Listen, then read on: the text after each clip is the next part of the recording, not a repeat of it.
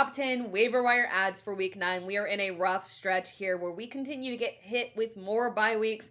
This week it's Philadelphia and Tampa Bay, plus Cleveland and New York. I actually love this week's waiver wire list because we've got players that offer immediate big time streaming upside plus long-term value.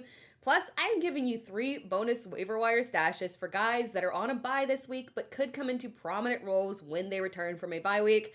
So stick around to the end. Let's dive in. Tyrone Tracy Jr. is a bit more higher rostered than I typically include on my waiver wire list. He is close to 50% rostered in Yahoo leagues and just over 40% rostered in ESPN leagues. Still, you need to double check if he is on your waivers because those numbers don't necessarily mean that he isn't on waivers in deeper leagues because a lot of fantasy managers dropped solid players due to recent injuries or bye weeks, and Tracy might have been one of them, especially after it became very clear that Cam Skattebo was the lead back here. Now, with the devastating injury to Skattebo, we have to take a look at Tyrone Tracy stepping back into that lead role.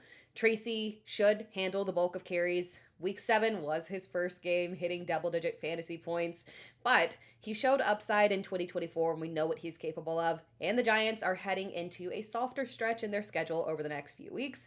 Tracy had 10 carries for 39 yards and 2 receptions for 14 yards in this game. Singletary had just 2 carries for 0 yards and 1 reception for 28 yards. Tracy is our priority here. I talked about both Zonovan Knight and Michael Carter in my waiver wire stash video. I preferred to stash them before waivers ran because you don't really want to spend a ton of fab on them because Trey Benson could come back next week. But this matchup against Dallas is just too juicy to pass up. When we last saw Knight, he had 14 carries for 57 yards, 3 receptions on 4 targets for 7 yards. He played 45% of snaps and scored 9 fantasy points. He was the lead back.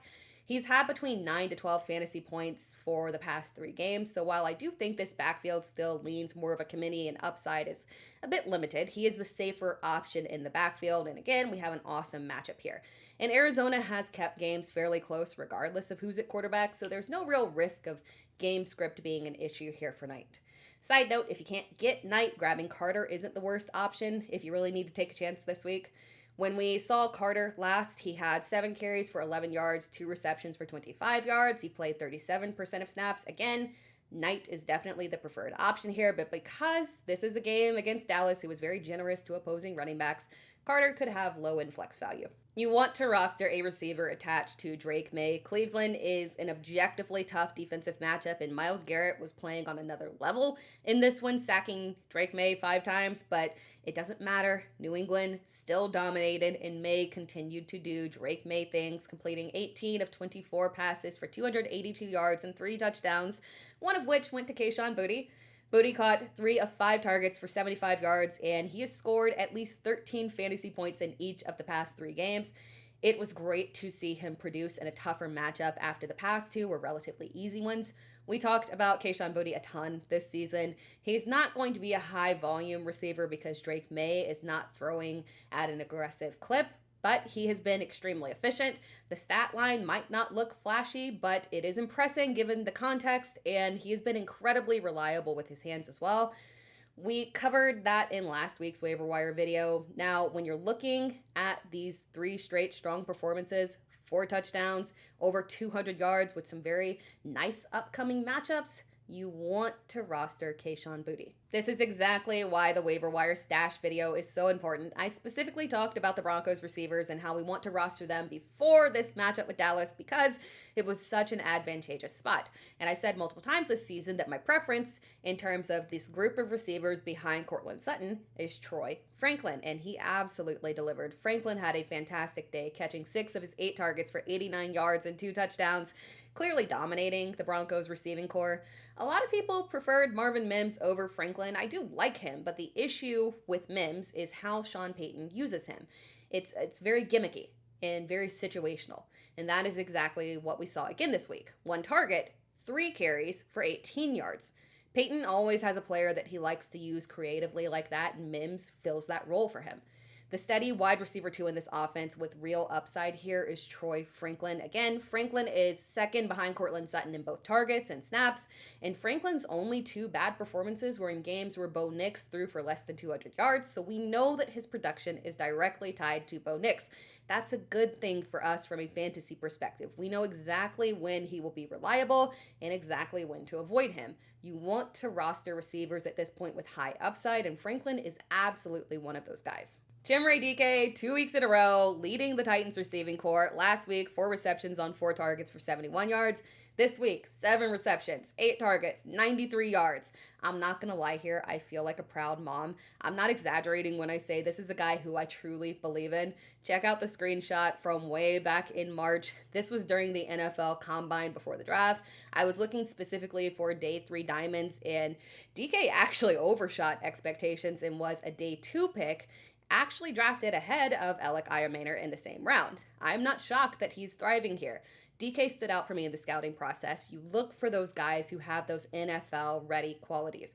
Great hands, excellent route running, speed, ready from the get-go, not someone that has to develop. And DK showing as one of the fastest receivers at the Combine was what just really solidified that. We're not seeing some random blip here. We're seeing Chimere Dike come into his own and take advantage of his increased opportunities. And those opportunities seem to be tied to the reduction and subsequent exit of Tyler Lockett. And that is key, because if it was Ridley's production that he was replacing, we would have a clear time limitation on him. Now again, we have to be cautious because the Titans are a bad team and that is not changing, but DK is absolutely providing speed and a spark to the Titans. Another player from our waiver wire stash video, I'm honestly surprised we got this much usage from Christian Watson in his first game this season, especially considering he had a pretty quick turnaround from his injury. He tore his ACL in January. For reference, Brandon Ayuk tore his in October. So I thought we would see more of a slow roll here, but Watson was very much so involved immediately. He had 4 receptions on 4 targets for 85 yards. He was the most productive fantasy receiver of the day for the Packers. He looked sharp. Now, do I have faith that he will operate as the wide receiver 1 on a week-to-week basis? No. But at this point, it is insanely clear that the Packers will continue to operate as a team that spreads the ball around rather than being that Detroit type that focuses in on Amon-Ra St. Brown. Now, the Packers don't have the easiest rest of season schedule, but they do have very good week 16 and 17 matchups.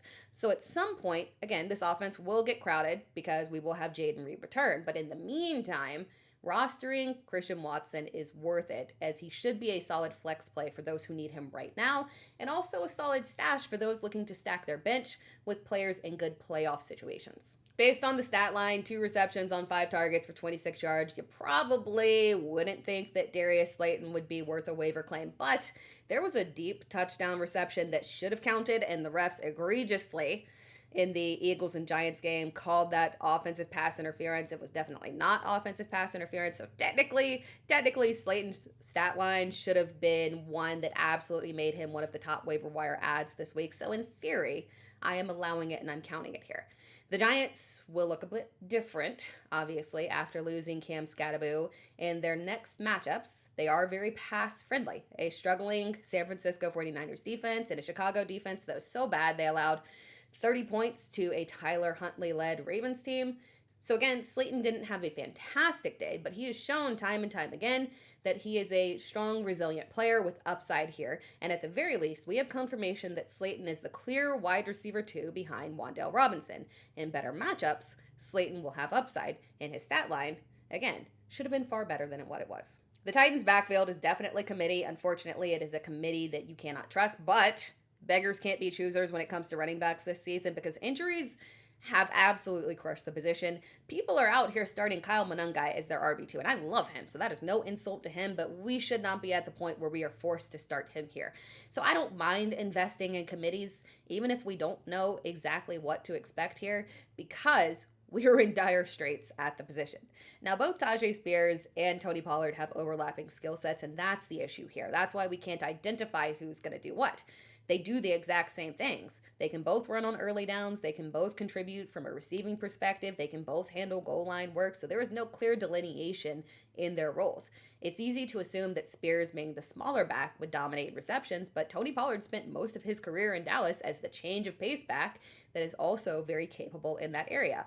And Spears first came back this season in week 5. He was eased in week 6. He took on a bigger role and was the more productive back. In week 7, Pollard took back that title, and now week 8, we have flipped back again with Spears leading the way this week with 9 carries for 59 yards and a touchdown, plus 3 receptions on 3 targets for 23 yards. It was an excellent day. But again, Spears falls further down on the list simply because we can't predict when those games will come. But again, we know that he can give us double-digit fantasy points, or at the very least close to it. He is a stable RB3 with high-end RB2 upside. We talked about Malik Washington way back when Tyreek Hill got injured, and he did step into the wide receiver 2 role. The problem has been that his usage in this offense hasn't changed at all. He has an extremely low ADOT, and as a result, his highest yardage total of the season came this week, just 37 yards. And I don't see that changing because I don't believe Mike McDaniel is going to change, and it doesn't sound like the Dolphins are close to firing him. So this offense is what it is. That means that Washington is really only viable in full PPR leagues. Now, he did score his first touchdown of the season this week, which is great, but we are living off receptions to reach double-digit fantasy points. However, there is a silver lining here. Miami's early season schedule hasn't exactly been friendly from a defensive perspective. The back half of the season, far more appealing. There are still a couple of tough matchups here, but plenty of games where they are playing against poor defenses or ones that should lead to high passing volume from the Dolphins. The key is Miami's playoff schedule here, which I talked a lot about in draft season as a reason why I didn't mind the Dolphins at their ADPs. In week 15, they faced Pittsburgh on the road, but weather at that time shouldn't be a major factor, and their defense has been very generous through the air, allowing Jordan Love to throw 360 yards and 3 touchdowns last night, his best game of the season outside of that matchup against Dallas. And then in week 16, the Dolphins faced the holy grail of matchups in Cincinnati, and then week 17, Tampa Bay, another pass-friendly option. And of course, just remember, those Cincinnati and Tampa Bay matchups are at Miami. So while I don't love Washington's usage, I do love his situation in the back half of the season. CJ Stroud had a wonderful day, completed 30 of 39 passes for 318 yards. So basically every receiver had a good day here, but we need to break it down to understand which receiver is actually worth adding. I mentioned this in the stash video. My preferred stash was Jaylin Noel. My preferred streaming option was it's okay to go with Higgins and possibly Hutchinson as well. His production for Noel, his production has come and been directly tied to the health of Christian Kirk, who re-injured his hamstring and didn't practice at all last week. So it doesn't appear that he is close to returning, and as long as he's out, Noel has weekly flex value. The most productive receiver of the day was Xavier Hutchinson, and the Texans, they do like him. I mentioned this. He has been a very consistent presence in the receiving corps, playing ahead of Jaden Higgins. Higgins also had a good day, catching 4 of his 8 targets for 34 yards and a touchdown. However, we have to remember that Nico Collins was out due to a concussion and will likely return in week 9, which would push Hutchinson and Higgins back to their typical production. If Stroud can maintain this level of performance, both could still have some value there, even when Collins returns, but given how banged up the 49ers defense was, there's a good chance that this matchup was just matchup driven, unfortunately, and that Stroud suddenly returning to his rookie season form was literally just because of the defense that he was facing. If his volume dips back down to what it has been most of the year, neither Hutchinson or Higgins will offer consistent fantasy value. So again, because of Christian Kirk's injury, Noel remains the priority add here among the 3 in terms of waivers. And I mentioned this in the stash video. Noel has looked excellent. Christian Kirk hasn't had any standout moments here. They're in the final year of his contract with him. The Texans have no long-term investment in him. Noel is the future. I would not be surprised if his season continues to have an increase in production and it sticks around even when Christian Kirk returns from his injury. Now for the bonus stashes. These are guys that are on bye weeks but could have some value when they come back here, so you want to pay attention. We finally have 2 reasons to add Isaiah Davis this week. We have talked about Davis multiple times as a stash player because we're approaching the NFL trade deadline, And Breece Hall remains one of the most appealing trade candidates at running back. If Hall were to be traded, Davis would step into an immediate lead back role with extremely high upside because he is a very capable pass catcher. Now, there's even more reason to add him. In a matchup against a very friendly Cincinnati defense, the Jets' offense had a fantastic overall day, leaned heavily on the run with a very depleted receiving core. Davis had 7 carries for 65 yards and caught all 5 of his targets for 44 yards plus a 2-point conversion. Hall had a monster game, and perhaps this offense is finally resembling its original version in terms of the backfield vision that they had. A 2-man committee where Hall is the clear lead back and Davis plays a supplemental role with standalone value, similar to like a downgraded version of the Detroit backfield. That is what they were trying to replicate. Unfortunately for us, the Jets are on a bye week here, and with the trade deadline approaching though, you still want to roster Davis. The Jets' schedule has been a mix of very tough matchups and very easy matchups, but one thing has maintained consistency in this offense.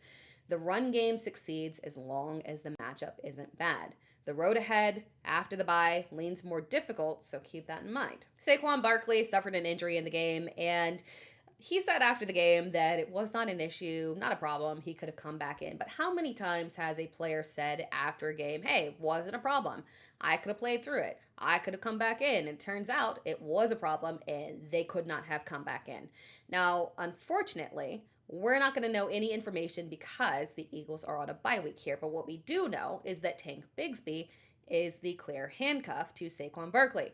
Bigsby had 9 carries for 104 yards this week, and the Eagles' run game finally got back on track. Barkley had a beautiful day, 150 yards on the ground. But again, unfortunately, they're on a bye week, and that creates a couple of problems here. We probably will not get any information in terms of the severity of Barkley's injury since teams on a bye week don't really give us that information. You're essentially placing a blind bid on Bigsby because we do want to add him, but we won't have any clarity in terms of when waivers run. And again, the Super Bowl aspirations are very clear for the Eagles. If there is any kind of lingering injury here for Saquon, they're not going to want to rush him back because they don't want to risk his long-term health.